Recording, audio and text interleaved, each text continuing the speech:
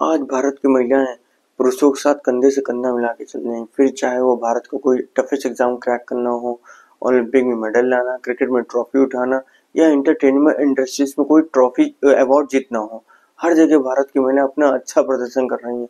पर फिर क्या वजह है कि भारत का female labour force participation rate कम क्यों है? वर्ल्ड इकोनॉमिक फोरम की एक रिपोर्ट के मुताबिक भारत का female labour force participation rate अपनी नेबर कंट्रीज नेपाल, भूटान और बांग्लादेश से भी कम है। आज भारत पॉपुलेशन के मामले में वर्ल्ड में नंबर 1 पर है, जिसमें फीमेल पॉपुलेशन 48% है। बात करें लिटरेसी रेट की, तो फीमेल लिटरेसी रेट जो आज़ादी के टाइम पे 9% था, वो आज बढ़कर 65.46% हो गया है। और जब हम काम करने की बात आती है, मतलब फीमेल लेबर फोर्स पार्टिसिपेशन की आती है, तो जो 1955 में 33% था, वो आज 41.7% ही रह गया है।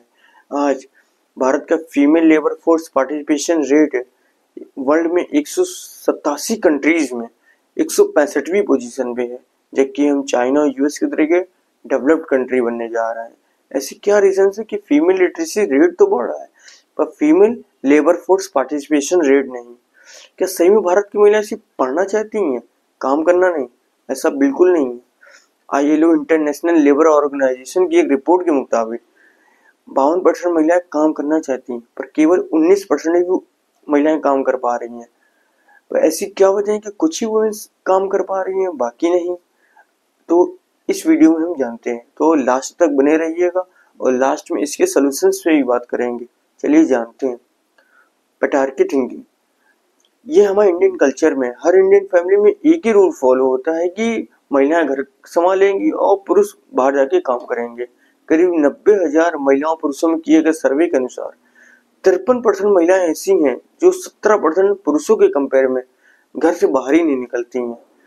जब तक कोई इमरजेंसीज ना हो तब तक ये महिलाएं घर से बाहर नहीं निकलती हैं, और ये प्रॉब्लम इनको यही नहीं फेस करती पड़ती, वहां भी फेस करती हैं यहाँ ये काम करती हैं। जैसे अनऑर्गेनाइज सेक्टर, यहाँ पुरुषों के कंपेयर में महिलाओं को कम वेजेस मिलता है।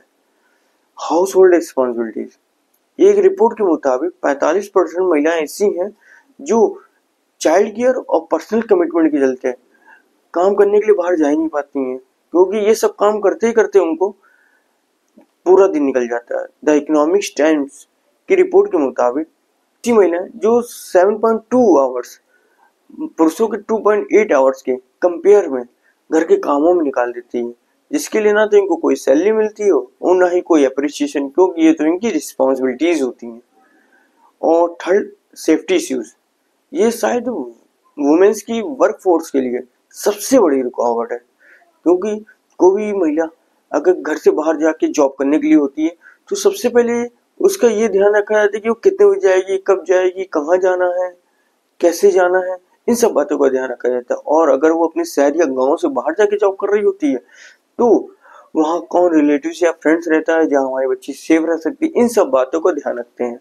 अब उसके बावजूद भी जब वो वहाँ पे काम करने लग जाती है तो उस वर्क प्लेस में वहाँ पे उसको work place harassment, sexual harassment, lack of infrastructure, transportation और स्ट्रेस वर्किंग का उसको की वजह से अपनी जॉब क्विट करनी पड़ती है, या तो इन सब को चलते कभी कभी अपनी जॉब को करती नहीं है। और इन सब प्रॉब्लम्स की वजह से ही हमारा female labour force participation rate कम है। अगर हमें चाइना और यूएस की तरीके डेवलप कंट्री बनना है तो हमें अपने female labour force participation rate को इम्प्रूव करना होगा।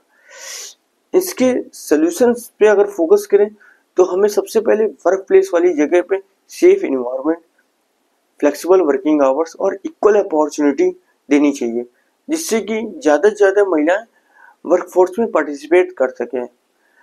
और यहाँ पे हम एक ब्राज़ील का एग्जांपल लेंगे, जहाँ पे रियो डी जेनेरियो में free child care service provide करा के वहाँ की मदर एम्प्लॉयमेंट रेट को 9% से लगभग डबल 17% किया गया है। इस तरीके के हमें फ्री चाइल्ड केयर सर्विस पे फोकस करना चाहिए। और लास्ट में मैं यही कहना चाहूँगा कि हमें अपनी सोच को बदलना चाहिए, क्योंकि वुमेन्स के बाहर जाने के काम करने के प्रति। अगर वीडियो अच्छी लगी हो तो लाइक, शेयर और सब्सक्राइब करना ना भूलें।